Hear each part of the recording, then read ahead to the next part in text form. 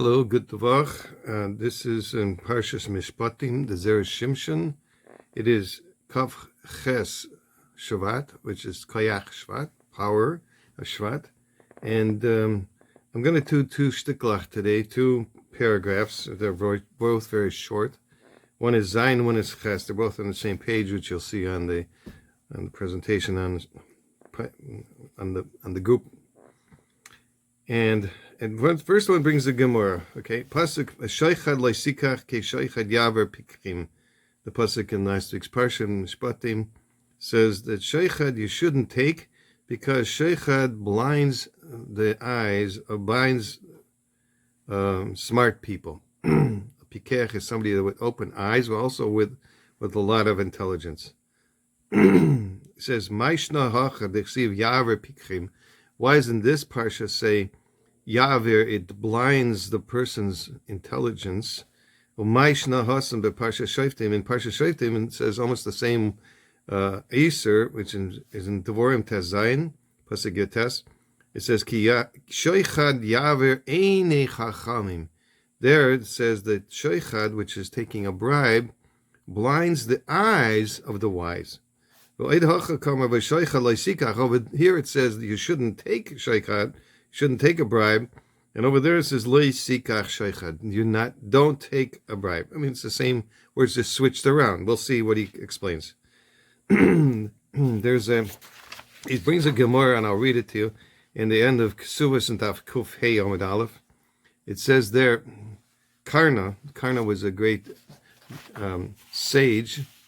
And he was a contemporary with Rabbi Yochanan. So Karna, who would take an Easter, a small coin, from both innocence party, and an Easter from the guilty party. Oh, sounds like Sheikhad, right? He would charge both parties that came to him for judgment, and then he would judge their case. The Gemara asks, how could he do so? Isn't it written, and you shall take no bribe? Right? Sheikhad loisikach. So the Gemara answers, and if you say that this prohibition is against the taking a bribe, applies only when a judge does not take from both parties, there is a concern that perhaps he may come to pervert the judgment in favor of the party who gave him the bribe.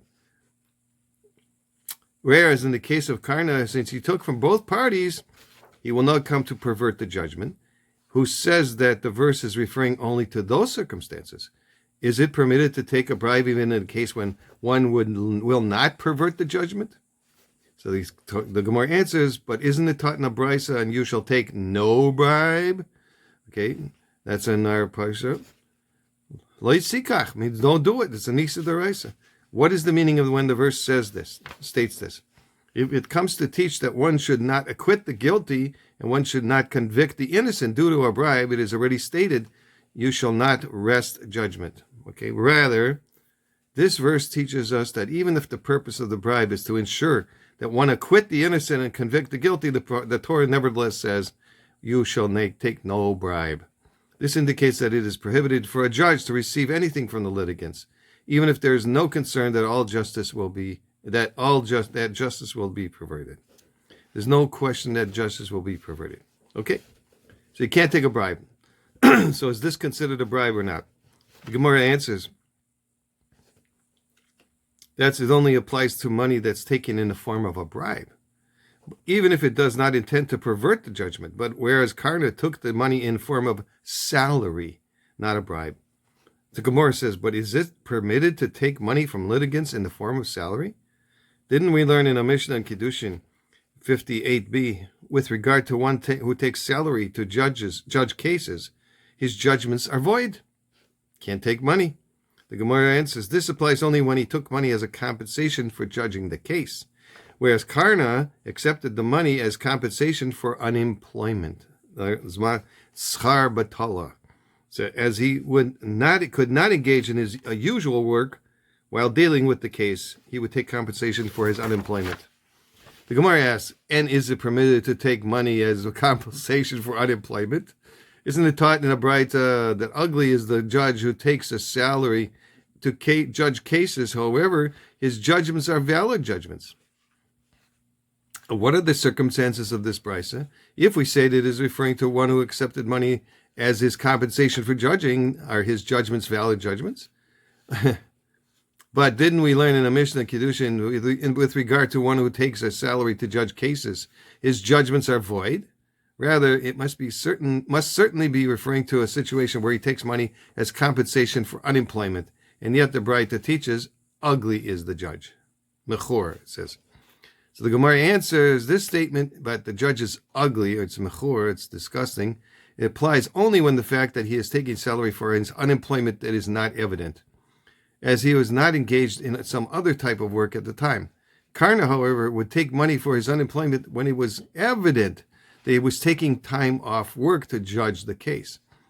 As he was examining his wine stores to see the cask which would last and which would go sour or chametz, and he would pay one dinner. They would pay him one dinner as a salary.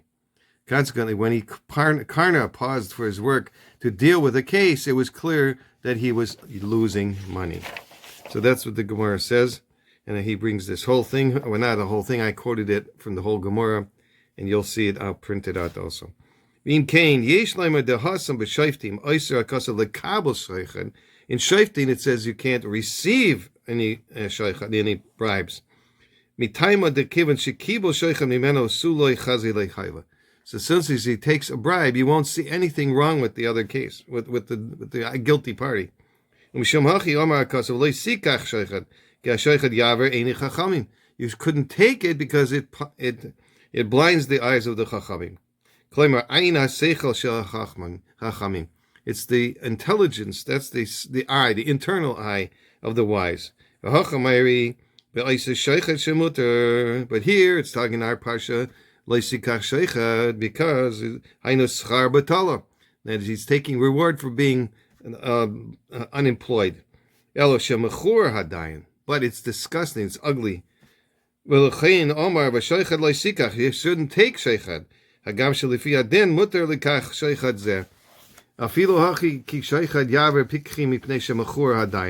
Because you shouldn't still take this sheichad because it's disgusting, it's ugly. Therefore, it says the word chachamim. Meaning besayf ksuvas, it says kol dayan shelokeh sheich sechar eino nifter min ha'olam b'loi tiruf das u'b'loi samius haleiv. So a judge that takes a reward will not depart from this world without mixing up of his mind or without his heart being blinded to certain cases. It says pikchim over here. It doesn't say chacham. It says pikchim.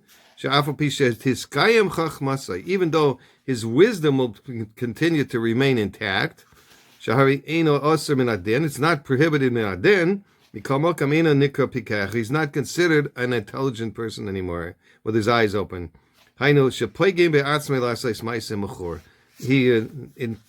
He blemishes himself by doing something that's ugly. Now, I'm doing ches also because this is short and it's important. It says, the pasuk says in Parshas Mishpatim, "Ger lo yisochatz ve'atam yidatem his nefesh hager ki gerim hayisim be'eretz Mitzrayim."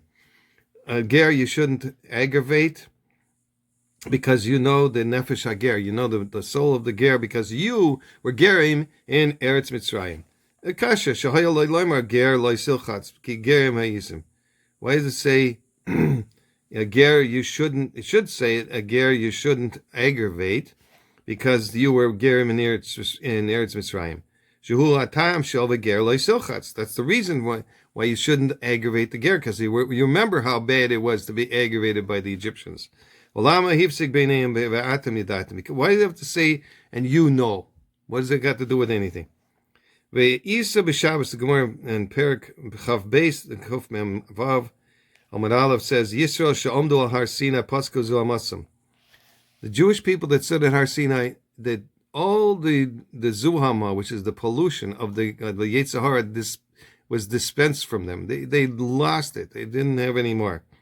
It completely was removed. But the Goyim, lo she'lo the Goyim that didn't stand at Har Sinai, and they didn't want to stand at Har Sinai, didn't lose that zuhama.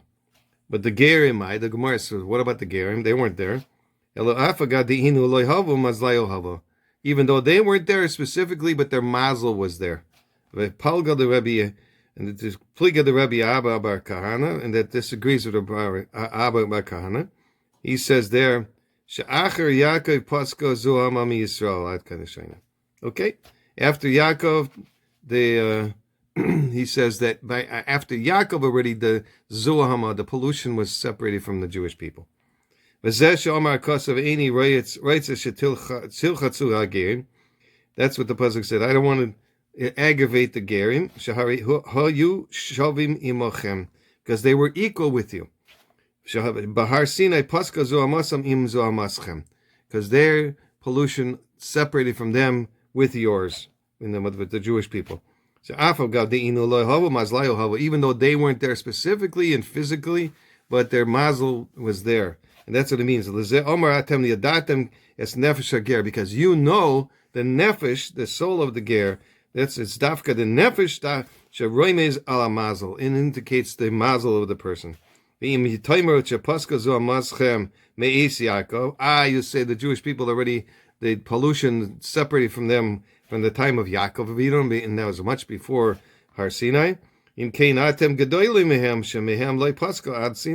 So you're greater. The Jewish people would be greater in a sense than the Gerim, because they didn't have the Gerim didn't stop the pollution until Har Sinai. Therefore he says, Ki Gerim Yisem Eretz Yisrael. Is it you, Jewish people, were Gerim in Eretz Yisrael? The Segula for the week. I'll give you two small ones here. This is in some from Parshas B'Shalach here, and it says, Rabbi David Biderman says, Zecher Tzadik Avrocha, that wearing Rashi's tefillin until at the very end of davening, until after Aleinu, is misugal for parnasa. That's one. And then Chazal say, Im ein kemach ein Torah. The Orach Chaim HaKadosh begins in the Chukosai saying, Im ein kemach. If someone doesn't have parnasa, that's a sign ein Torah that he isn't learning Torah enough, because Torah brings parnasa. The Torah is called a chok, as it states, Im bechukaisai teilechu, and parnasa is called a chok. In the Gemara in Beitza says, this hints that by studying Torah you will earn parnasa.